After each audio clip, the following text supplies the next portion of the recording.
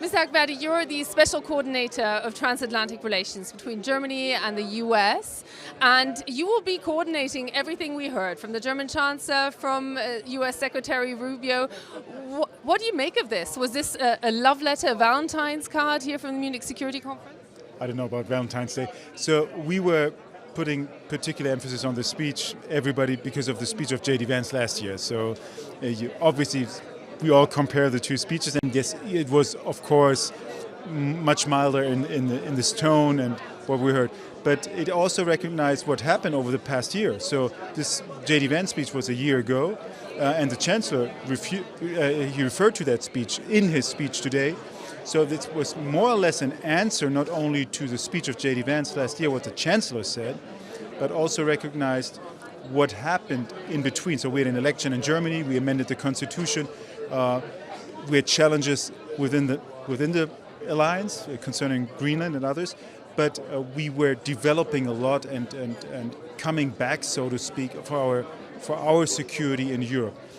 And this is what Marco Rubio also had to refer to. We delivered something in between, and that's why it sounded a lot milder. So yes, there was a good signaling to work together with the Europeans. They want to work with us. Same on our side. Obviously, issues remain to be talked about, but this was a good start for this, I would say, to use the terminology of the Chancellor, the new world order, or after the old world order, to get to work together.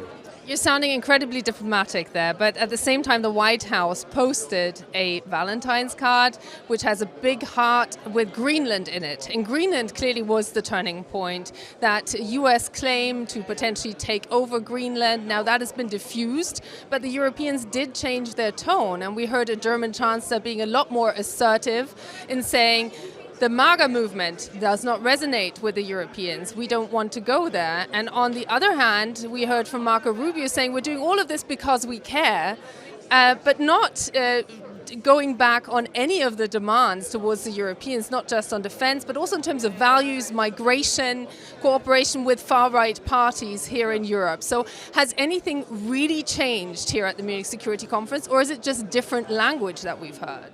Both. It is different language, as I just described, and it's not just diplomatic, and problems are still on the ground. So I think the Greenland issue will come back in some sort, but we showed in the first instance, so to speak, that Europe is united on this one, that we are willing to draw a line in the sand and say this is the limit of it, right?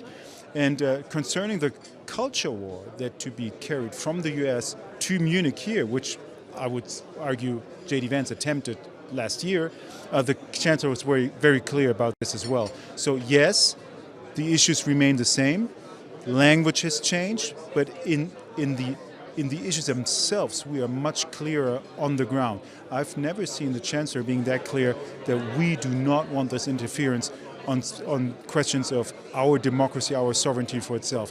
And that includes not only right-wing parties, as you said, and the influence in our system, but also the digital services from American companies in Germany. So we are further. We are in the next round of this. No, this is a dynamic process, and we are becoming more sovereign.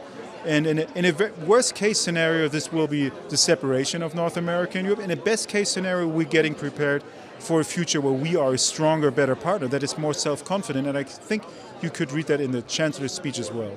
Well, he spoke of wanting to refound those relationships rather than repair. He didn't speak of repairing so much, and going into the tonality a bit, we heard Marco Rubio really wanting to keep that, what he called an eternal bond that is there. But beyond that language, there is policy that also speaks a very clear language. The lack of support for Ukraine, for instance, the Europeans are left alone with that. That is clear criticism from the US side that Europeans should be able to deal with their own issues on their own turf. So how much more hope do you have now? How much more do you feel, okay, well, we need to engage fully with this administration, because the focus has been away from the central government recently. It was more towards the individual US states, wasn't it? Hope. So hope for the best, prepare for the worst, right? So it was, everybody noticed, Marco Rubio didn't mention Russia in his speech. He was questioned after his speech from Wolfgang Ischinger. So that is one of the issues that remain. On the other hand, I 100% agree with Chancellor Merz. There will be no back to normal, no matter what will happen in Washington, no matter what will happen in Moscow and Beijing and in Berlin. There will be no back to normal of the good old transatlantic times because the world has changed. Russia has changed, China has changed, and we have to find a new way to do so. And we've changed a lot too. Remember that German debate about amending the constitution. We will be the exporter of security in Lithuania. It's not only that 5,000 German troops are being stationed in Lithuania, their families will be living there, 50 kilometers away from the border. We are doing that what the US did in Europe for over 6 or 7 decades after World War II. So the world is changing, so of course this relationship changes. What we can do is we can prepare for the worst, we can also get prepared for the best. And if the better future comes up, we're a good partner. If the worst thing is coming up, we are sovereign, more sovereign than we used to be in the past. And for that is the room for maneuvering on both sides. And I think what's very important is, remember that Merz's speech yesterday, the last part he translated into English, right? So that is the main message to our American friends. We truly believe NATO is not just a goodie for Europeans, and only we need NATO to support our security for the future. It's also in the interest of the United States. This is what we believe, and we are ready for this. If Washington believes that NATO is just a burden for them, then we're getting prepared on the European NATO side. But if they believe that China is maybe bigger, the challenges out there are so big that there is a mutual benefit on both sides, then we are ready too. So this is the new world order, and we will see how this develops, but we are ready for it. You will be in the thick of it, though, as well. When I looked at the readouts of the Rubio-Merz meeting, and that pretty much matched. You know, the US side mentioned China as well, and also supply chain. So clearly, both sides see eye to eye on that. At the same time, the Chancellor made a conscious decision to also meet the California governor, Gavin Newsom here, which is essentially Donald Trump's political nemesis in the United States, although many analysts don't believe that he really has a chance to become the Democrat candidate and actually win an election. Leaving that aside, he is the most vocal critic. So what are you bracing yourself for on your next US visit? This is highly symbolic that the Chancellor has done this, right? Well, the privilege of my job is I'm willing and able to talk to everybody in the US, Democrats, Republicans, moderate Republicans, MAGA Republicans. So for my work, it doesn't make any difference. I think it's absolutely normal and usual that we meet Democrats and Republicans when we're here in Munich. Because of the situation, the domestic situation on the Hill in Washington, we are all watching the president, how he reacts to that. But it's also down to the diplomatic level, a chancellor meeting a governor. That's not normally how protocol would advise to do that. Well, California is a big state. As I learned from Governor Newsom, the 6th or 5th biggest economy of the world.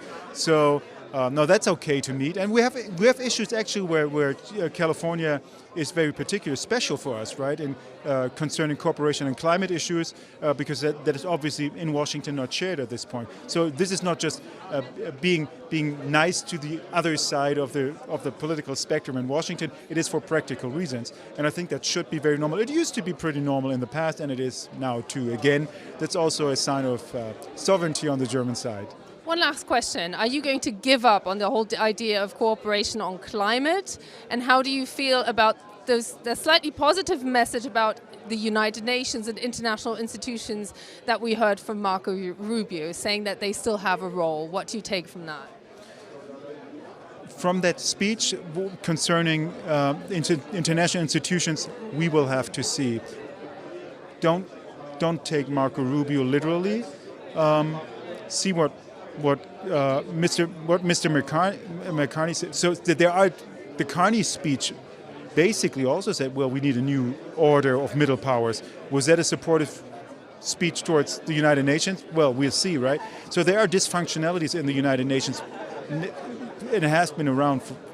I don't see any super good alternative to that. So yes, there will be problems, and the problems Mr. Rubio addressed are in part at least correct. But we don't have a better alternative to that. So we will always invest into international institutions, because we agree with everything that comes out of it. You've seen the situation with the permanent five with Russia and China in the past years, so that was dysfunctional. But we don't have a better alternative to that. That's why we invest in that. And there will be alignments on interest, maybe case to case, issue to issue, but maybe also longer term alliances. Let's see how that works out. You see that the readjustment within Europe concerning the Greenland issue is pretty much more than that. The support for Ukraine is getting a European touch to it. You see the 90 billion euro support from the European Union. You see the relationship to United Kingdom and Canada fundamentally changing. So let's see, there will be different kinds of places of alignment and alliances and just practical working together. I think the big question we are asking ourselves today, and we will ask that again next year here in Munich, is will the United States be a bigger integrative part of this integration, so to speak, or is it just going to be one global player, one superpower, and we're just partners on issue-to-issue basis? Is it still a value-based relationship? And it's in the making, right? Metin Hakverdi, Special Coordinator for Transatlantic Relations. We'll keep checking in with you on how that's going and what's happening in concrete terms. Thank you very much.